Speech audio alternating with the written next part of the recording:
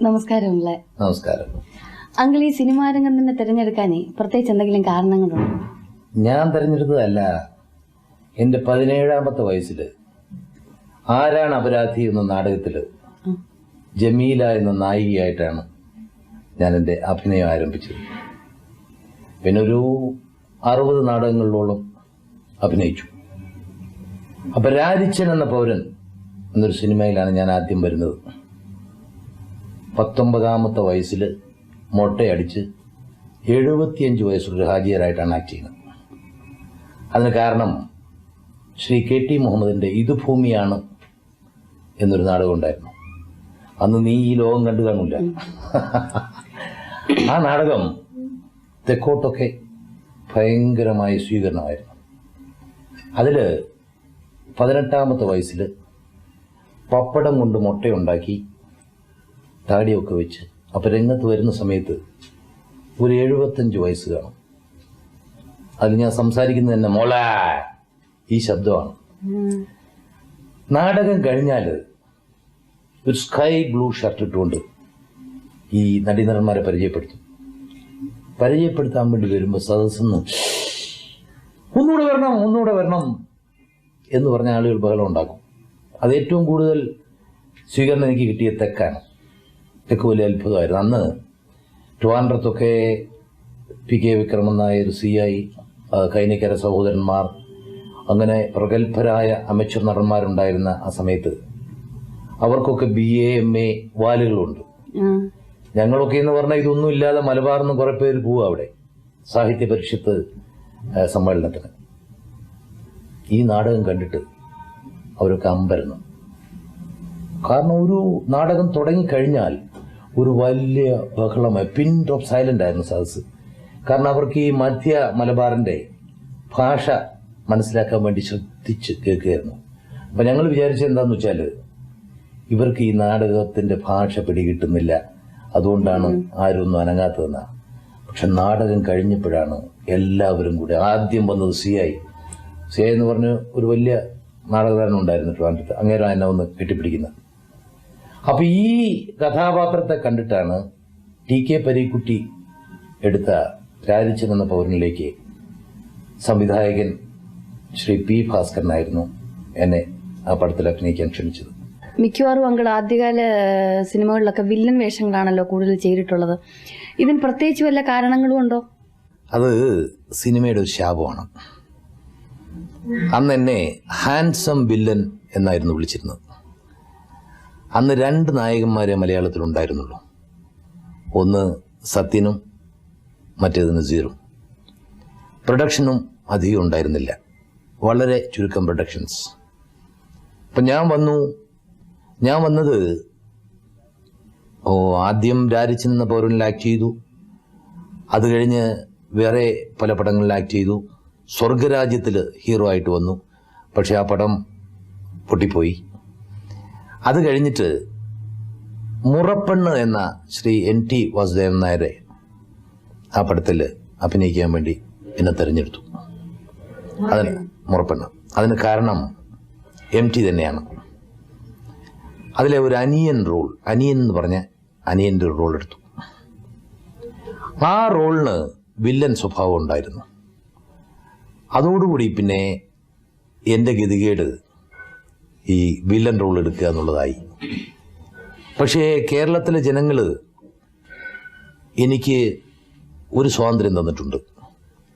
ഞാൻ ഉപഗുപ്തനായും കണ്ണപ്പനുണ്ണിയിലെ ക്രൂരനായ ചന്തുവായി അഭിനയിച്ചിട്ടുണ്ട്. ഇത് രണ്ടും കേരളത്തിലെ സിനിമാ പ്രേക്ഷകർ അംഗീകരിച്ചിട്ടുണ്ട്. അതൊരു വലിയ ഭാഗ്യമാണ്. ഞാനൊരു ചെറിയ വേല ചെയ്തു. ഈ ഔട്ട്ഡോറിനൊക്കെ പോകുമ്പോൾ കണ്ണപ്പനുണ്ണിയിലെ ചന്തു 6-7 പേരെ കൊന്നിട്ടാണ് പ്രവേശിക്കുന്നത്. ഔട്ട്ഡോറിലൊക്കെ പോകുമ്പോൾ ജനങ്ങളുമായിട്ട് കൂടുതൽ അടുക്കും. ഈ നായകന്മാർ ഇങ്ങനെ കഴുത്തും പിടിച്ചുകൊണ്ട് അവരുമായിട്ടൊന്നും സംസാരിക്കില്ല. ഞാൻ കൂടുതൽ അടുക്കുന്നുണ്ട്. ഈ ജനങ്ങളുടെ ഇടയിൽ തന്നെ ഒരു ആശയക്കുഴപ്പം വന്നു. ക്രൂരനായി സ്ക്രീനിൽ കാണുന്ന ഈ മനുഷ്യനാണല്ലോ ഞങ്ങളോടൊക്കെ നന്നായിട്ട് പഴകുന്നത് എന്ന്. അങ്ങനൊരു വേലയും കൂടി ചെയ്തിരുന്നു. അത് കാരണം വില്ലൻ എന്ന് പറഞ്ഞാൽ വലിയ ബുദ്ധിമുട്ടുള്ള കാര്യമായിട്ട് എനിക്ക് തോന്നിയിരുന്നില്ല. അങ്ങനെയാണ് ഞാൻ വില്ലൻ റോളേ എടുത്തുകൊണ്ടിരുന്നത്. ഒരുപാട് പടങ്ങളിൽ വില്ലനായിട്ട് അഭിനയിച്ച് ഒരു വില്ലനായിട്ട് അറിയപ്പെടുന്നതിൽ അങ്ങനെ വല്ല വിഷമമുണ്ടോ? അങ്ങനെ ഒരു പ്രത്യേക ജാതിയിൽ എന്നെ ചേർക്കുന്നതിൽ എനിക്ക് പ്രതിഷേധമുണ്ട്. ഇംഗ്ലീഷിൽ വെർസറ്റൈൽ ആക്ടർ എന്ന് പറയും. അപ്പം ഞാൻ വെറും വില്ലൻ റോൾ മാത്രമല്ല എടുത്തിട്ടുള്ളത്. ഹാജിയരായിട്ട് അഭിനയിച്ചിരിക്കുന്നു. ഉപഗുപ്തൻ, ഒരു ഉറുമ്പിനെ പോലും നോവിക്കാതെ ഉള്ള ബുദ്ധഭിക്ഷുവായിട്ട് ആക്ട് ചെയ്തിട്ടുണ്ട്. അത് കഴിഞ്ഞ് വില്ലനും ആക്ട് ചെയ്തിട്ടുണ്ട്. അതുകൊണ്ട് എന്നെ ഒരു ആക്ടർ എന്ന് വിളിക്കുന്നതാണ് നല്ലത്. ഞാൻ സിനിമാ താരം എന്ന് വിളിച്ചു കേൾക്കുന്ന ഇഷ്ടമല്ല. ഞാൻ എൻ്റെ ലെറ്റർ പാഡിലൊക്കെ മൂവി ആക്ടർ എന്നാണ് എഴുതിയിരിക്കുന്നത്. ക്ലാർക്ക്, വക്കീല്, ഡ്രൈവർ, ഡോക്ടർ എന്നൊക്കെ പറയുന്ന പോലെ മൂവി ആക്ടർ, അല്ലാതെ താരം എന്ന ഒരു ഇതൊന്നും എനിക്ക് ആവശ്യമില്ല. അങ്കിൾ ആദ്യം നാടകങ്ങൾ അഭിനയിച്ചാണല്ലോ അഭിനയ ജീവിതം തുടങ്ങിയത്. ഇപ്പൊ സിനിമയിലും ഈ രണ്ട് രംഗത്തും പ്രത്യേകിച്ച് വല്ല വ്യത്യാസവും തോന്നുന്നുണ്ടോ? പിന്നെ വലിയ വ്യത്യാസമുണ്ട്. നാടകത്തിൽ വാസ്തവത്തിൽ KPSCയിൽ 5 വർഷം ഞാൻ അഭിനയിച്ചപ്പോൾ ഈ 5 വർഷവും സുപ്രഭാതം കണ്ടിട്ടില്ല. കാരണം ഓരോ ദിവസവും നാടകം കഴിയുന്നത് രാത്രി 2:30 മണി, ചിലപ്പോൾ 3 മണി. തിരിച്ച് താമസിക്കുന്ന സ്ഥലത്തെത്തിയിട്ട് തളർന്ന അവശനായി കിടക്കയിലേക്ക് വീഴുകയാണ്. പിന്നെ കണ്ണു തുറന്നു നോക്കുന്നത് പിറ്റേന്ന് രാവിലെ 11 മണിക്കായിരിക്കും. എഴുന്നേറ്റ ഉടനെ നിത്യകർമ്മങ്ങളൊക്കെ നടത്തി വീണ്ടും വാനിൽ കയറുന്നു. അങ്ങനെ 5 വർഷം. അതിനനുസരിച്ച് വരുമാനം ഉണ്ടായിരുന്നില്ല ആ കാലത്ത്. ശരശയ്യയിലും അശ്വമേധത്തിലും ഒക്കെ ഡോക്ടർ തോമസായി അഭിനയിച്ചിരുന്ന എനിക്ക് ഒരു നാടകത്തിൽ അഭിനയിച്ചപ്പോൾ കിട്ടിയത് 25 രൂപയാണ് ശമ്പളം. ഈ 25 രൂപ വാങ്ങിക്കൊണ്ട് 5 വർഷം ഉറക്കിളക്കിയാണ്. സിനിമയിൽ വന്നപ്പോൾ സിനിമയിൽ പിടിച്ചു നിൽക്കാൻ സാധിച്ചാൽ ഇത് വലിയ കഷ്ടമില്ലാത്ത പണിയാണ്, നല്ല വരുമാനവും കിട്ടും. അപ്പം നാടക നടനെന്ന നിലയ്ക്ക് എൻ്റെ കുടുംബക്കാർക്കൊന്നും എന്നോട് വലിയ ബഹുമാനം ഉണ്ടായിരുന്നില്ല. സിനിമാ നടനായപ്പോഴാണ്, പണം കൂടിയപ്പോഴാണ് ഒരു ബഹുമാനം. പക്ഷേ ഒരു നടൻ്റെ കഴിവ് പൂർണ്ണമായും കാണിക്കാൻ സാധിക്കുന്ന രംഗം നാടകമാണ്. 300-ലധികം പടങ്ങളിൽ വൈവിധ്യമുള്ള കഥാപാത്രങ്ങളായി അഭിനയിച്ചവനാണ് ഞാൻ. ഇന്നിപ്പോൾ ചില റോളുകളിൽ എന്നെ വേണോ എന്ന് സംശയിക്കുകയാണ്. കാരണം സിനിമ ഇന്നൊരു തരം ഗാംബ്ലിംഗ് ആണ്. അതിന് ഖേദിച്ചിട്ട് കാര്യമില്ല. നാടകം ലോകത്ത് തന്നെ വിപ്ലവം സൃഷ്ടിച്ചതൊക്കെ നാടകങ്ങളാണ്. ഇബ്സൻ്റെയും മറ്റൊക്കെ നാടകങ്ങൾ. അതുപോലെ നമ്മുടെ നാട്ടിൽ കമ്മ്യൂണിസ്റ്റാക്കി, പിന്നെ അടുക്കളയിൽ നിന്ന് രംഗത്തേക്ക്. നാടകമാണ് യഥാർത്ഥ കല എന്ന് ഞാൻ വിശ്വസിക്കുന്നു. ഇവിടെ ഇപ്പോൾ എന്നോട് സ്നേഹമുള്ള പ്രൊഡ്യൂസർമാരൊക്കെ വിളിക്കും, അങ്ങനെ ഇടയ്ക്ക് പടം കിട്ടുന്നുണ്ട്. ഈ അഭിനയ ജീവിതം വെച്ച് നോക്കുമ്പോൾ അങ്കിളിന് സിനിമയാണോ നാടകമാണോ കൂടുതൽ സംതൃപ്തി തരുന്നത്? സിനിമ ഈ ടെക്നിക്ക് മനസ്സിലായി കഴിഞ്ഞാൽ പിന്നെ നമുക്ക് വലിയ പ്രയാസമില്ല. നാടകം നീ ഒരു കഥാപാത്രമായി അഭിനയിക്കുമ്പോൾ ആദ്യത്തെ രംഗത്തിൻ്റെ കർട്ടൻ പൊങ്ങിക്കഴിഞ്ഞാൽ അത് മുതൽ അവസാനം വരെ നീ ആ കഥാപാത്രത്തിൻ്റെ ചലനങ്ങൾ തെറ്റാതെ അഭിനയിക്കണം. അതാണ് ഈ ലോകത്തിലെ തന്നെ നാടകരംഗത്ത് നിന്ന് വന്നിട്ടുള്ള ആളുകൾ സിനിമയിൽ വളരെ ശോഭിക്കാൻ കാരണം.